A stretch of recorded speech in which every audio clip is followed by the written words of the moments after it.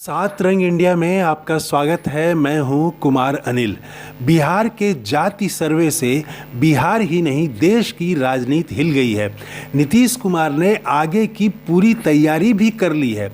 आज संक्षिप्त रिपोर्ट जारी की गई है और कल ही मुख्यमंत्री ने बिहार के 9 दलों की बैठक बुलाई है, जिसमें जाति सर्वे की विस्तृत रिपोर्ट रखी जाएगी। कल मुख्यमंत्री सभी दलों को बताएंगे कि किस जाति की आर्थिक शैक्षणिक स्थिति क्या है। इस वीडियो में हम बताएंगे कि जाति सर्वे पर मुख्यमंत्री नीतीश कुमार, राजद अध्यक्ष लालू प्रसाद, तेजस्वी यादव ने क्या कहा, बिहार भाजपा के सांसद सुशील मोदी ने क्या कहा, और बताएंगे कि बिहार के पड़ोसी राज्य खासकर उत्तर प्रदेश में यह बड़ा मुद्दा किस प्रकार बन गया है। और अखिलेश यादव ने एक बहुत बड़ी बात कही है और नई बात कही है, वह भी हम आपको बताएंगे। बिहार के जाति सर्वे में सबसे अधिक पिछड़े हैं, यह जानकारी तो सामने आ गई। वे 63% से ज़्यादा हैं।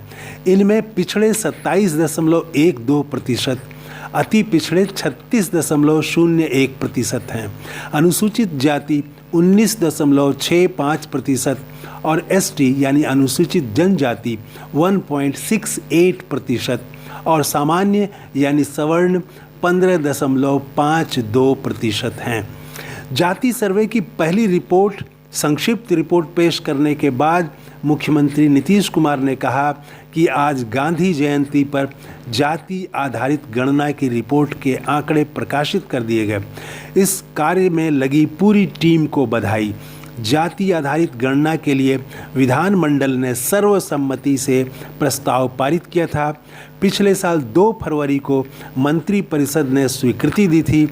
राज्य सरकार ने अपने खर्च से गणना कराई है। कल यानी मंगलवार को सभी 9 दलों की बैठक दोपहर के बाद 3:30 बजे बुलाई गई है, जिसमें विस्तृत रिपोर्ट पेश की जाएगी। उधर लालू प्रसाद ने कहा कि आज गांधी जयंती पर हम सब ऐतिहासिक क्षण के गवाह बने हैं। उन्होंने भाजपा को भी घेरा, कहा भाजपा की अनेकों साजिशें, कानूनी अड़चन और षड्यंत्रों के बावजूद बिहार सरकार जाति गणना कराने में सफल रही और अब उसके आंकड़े भी प्रकाशित कर दिए हैं। उन्होंने यह भी कहा कि जब 2024 में केंद्र में हमारी सरकार बनेगी तब पूरे देश में जाति गणना होगी।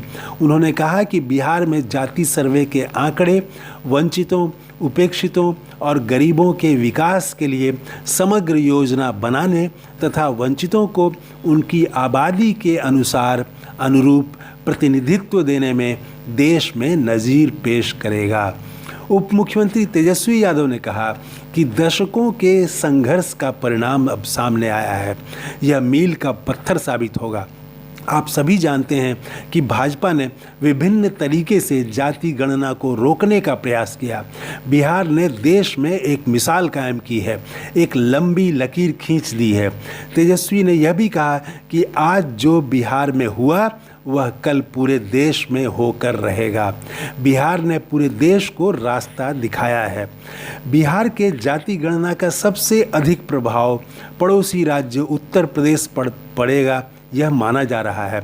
सपा प्रमुख अखिलेश यादव ने बिहार की जाति गणना पर कहा कि ये है सामाजिक न्याय का गणितीय आधार। उन्होंने कहा कि यह एक और बड़ी बात उन्होंने कही, वो ये कि जातिगत जनगणना 85-15 के संघर्ष का नहीं बल्कि सहयोग का नया रास्ता खोलेगी। ये उन्होंने नई बात कही। और जो लोग प्रभुत्ववादी नहीं हैं बल्कि सबके हक के हिमायती हैं, वो इसका समर्थन भी करते हैं और स्वागत भी।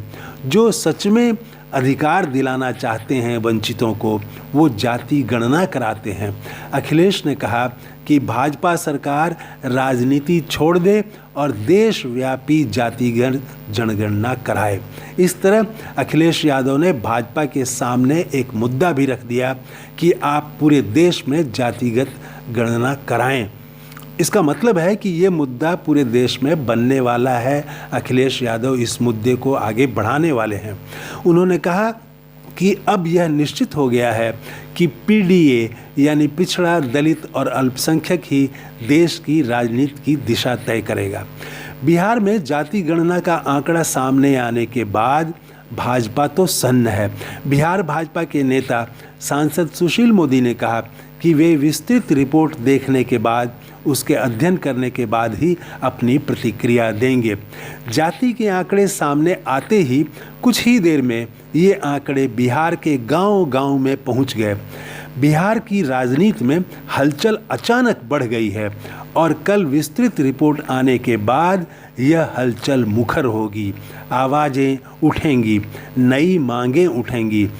सामाजिक न्याय की शक्तियों में खासकर पिछड़ों, अति पिछड़ों, दलितों में उत्साह साफ दिख रहा है और यह भी तय माना जा रहा है कि भाजपा को आने वाले लोकसभा चुनाव में भारी नुकसान होने वाला है। अब हिंदू मुस्लिम राजनीति अचानक एक दिन में, कुछ ही घंटे में पिछड़ती नज़र आ रही है और सामाजिक न्याय की नई लहर आती हुई देखी जा रही है। क्या आप सामाजिक न्याय की नई लहर आते हुए देख रहे हैं? कमेंट करके ज़रूर बताइएगा। ये है हमारा नया वीडियो। अगर आपने इस चैनल को अभी तक सब्सक्राइब नहीं किया है तो ज़रूर कर लें। जय हिंद। Thank you.